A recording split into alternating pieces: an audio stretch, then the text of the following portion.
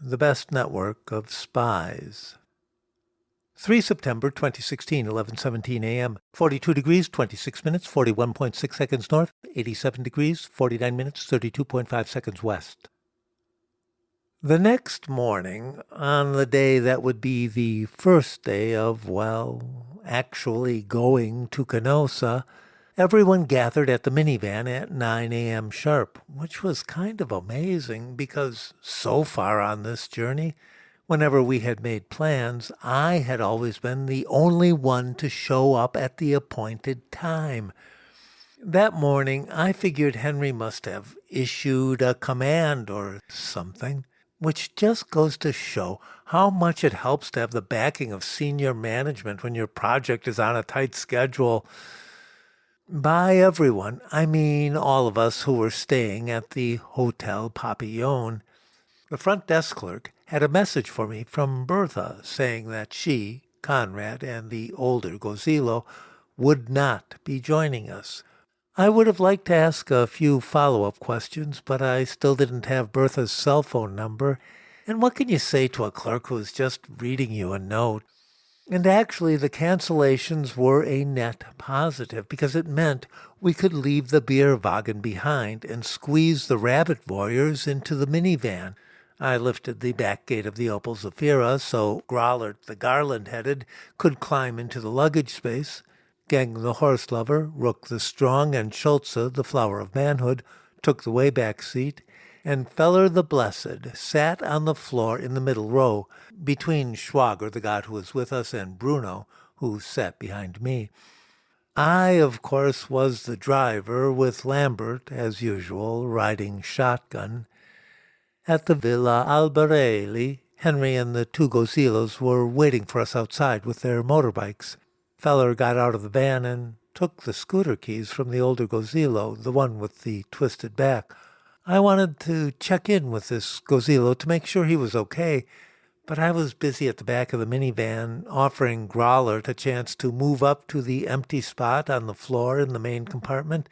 By the time Growlert understood the offer and decided to say nah, he was fine, curled up where he was, Gozilo had gone back inside. And Henry was suddenly impatient to take off. So we did.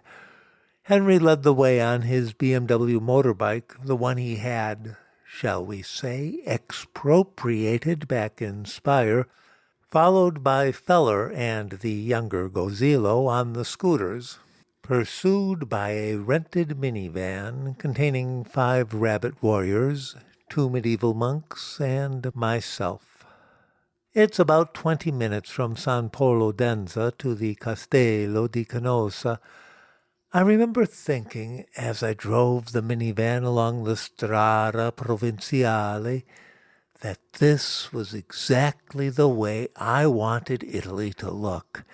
The curving road, the hills, and an old ruin around almost every turn. And the motos were going slow enough for me to keep them in sight. Maybe Henry was enjoying the scenery himself. We came around a turn and caught a great view of our destination, the ruined castle of Canossa, which I recognized from photos on the internet. I was about to point it out to Lambert, but just then the motos turned off the road and into some kind of driveway. I pulled over as quickly as I could, finding a relatively safe place for the minivan on the side of the narrow road. Through the windshield I could see a gate, and beyond that, a building. This is that B&B, I thought. This is that old hunting lodge. Then Feller, on his borrowed scooter, emerged from the gate. He pulled up next to the minivan. "Heinrich wants for us to keep on going," said Feller. "He says that he is going to stay himself right here for today, with Gozilo, the one who is his nephew." This is definitely that place I saw on the internet, I was thinking. The place I would have liked to rent. I wondered if Henry, for once, had made his own travel arrangements. Feller leaned in closer to my window. "So he says for us to go on to the castle, without him," he said. That is what he wants. Heinrich, the Kaiser. Sorry, I said. Yeah, sure. On to the castle. So I followed Feller, and less than a mile later we found the entrance to the Zona Monumental. At the foot of the hill, there was a parking lot with a couple of restaurants and a gift shop and, of course, a ticket counter.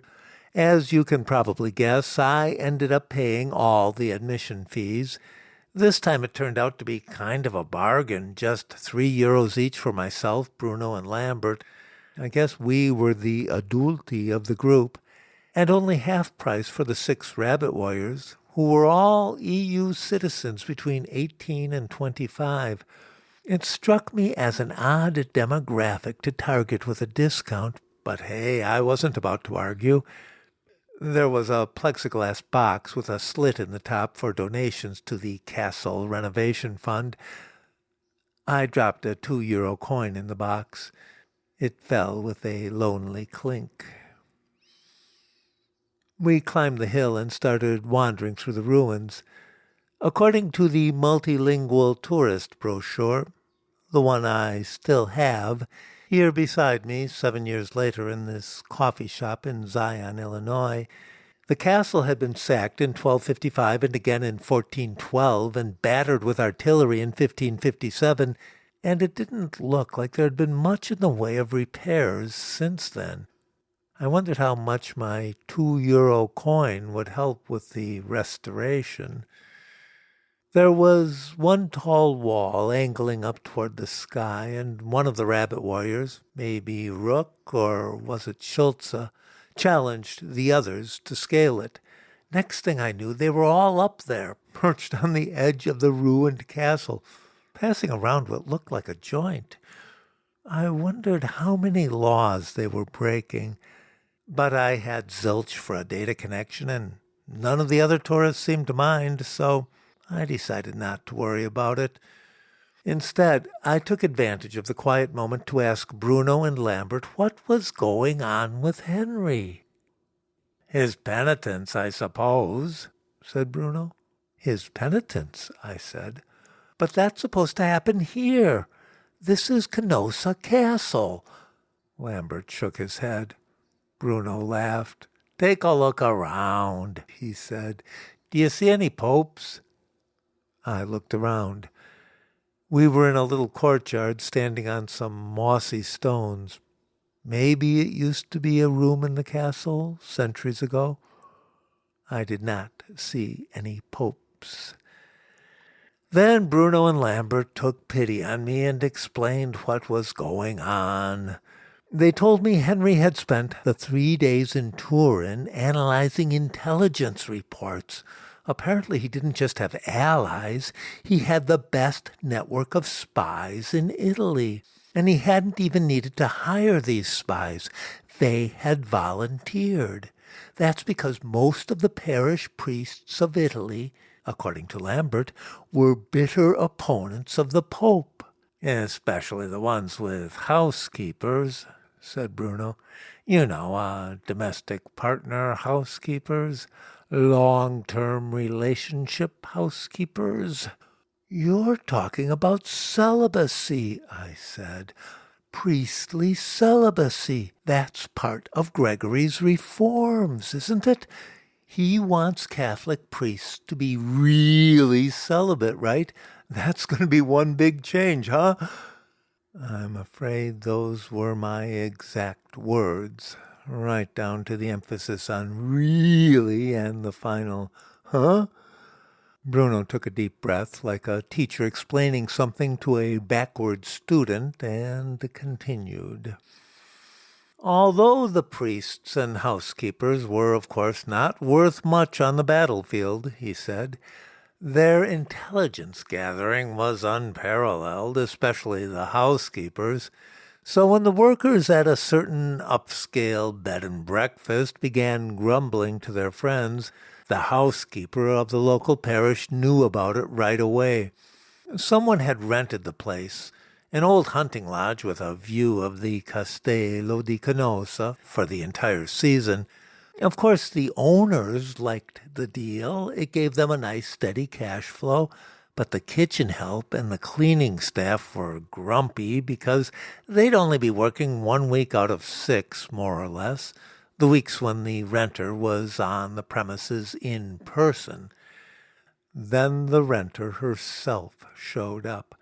It was the Countess Matilda, telling everyone how she just needed a nice place to put up some friends while her castle was being refurbished. And these friends turned out to be Pope Gregory VII, the former Cardinal Hildebrand, and Hugo, the Abbot of Cluny, who was Henry's uncle and maybe some sort of moderating influence on the Pope. Bruno wasn't sure. Well, after the first week or so, the workers were even more pissed off than ever about their lost wages and their lost tip income. The Pope didn't tip at all, and the abbot handed out comically small French coins, and even Matilda coughed up practically nothing compared to the well-to-do American and German families who normally occupied the hunting lodge during tourist season. Pretty soon, everyone in the parish knew all the details. The housekeeper listened to the gossip. That night, in bed, she told the priest, and within a few days, Henry's network of spies was able to report the exact location of Matilda and the Pope.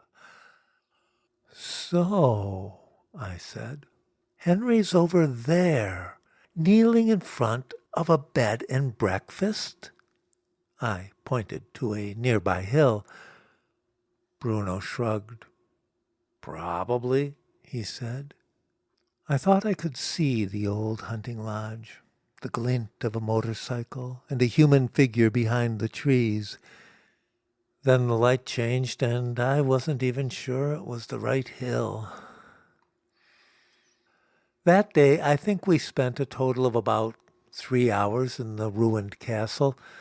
The rabbit warriors climbed down from the first wall and then mounted another.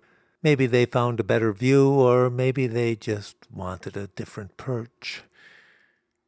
Bruno and Lambert took out their little black books and kept themselves busy by praying.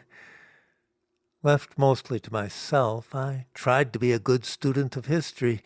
Instead of just staring at the rocks, I pored over the brochure, comparing the reconstructed drawings to what I could see.